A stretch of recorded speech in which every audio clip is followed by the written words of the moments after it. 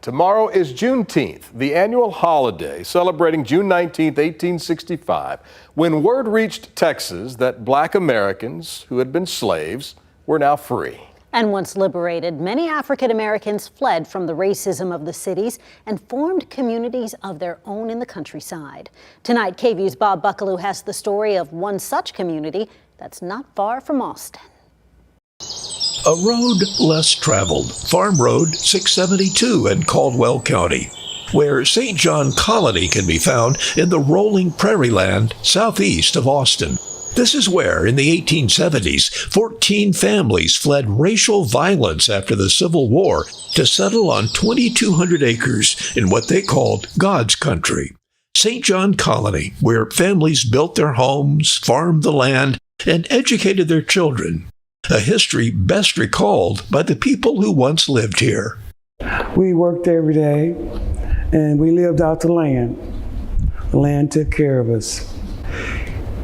Spent the first 8 years of my school life out here.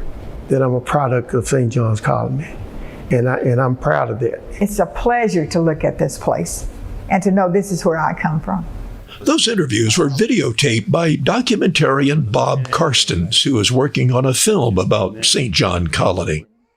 I think their story deserves to be preserved and shared with all people. White, black, brown. This is the story of what has made America great. Even though the old school has been converted into a museum, there is concern here that perhaps one day in the future, this colony may live only in the history books. They're fading out. They're in their 70s and they're approaching 80, and their memories remain and their stories remain. The people themselves are fading away, as we all are.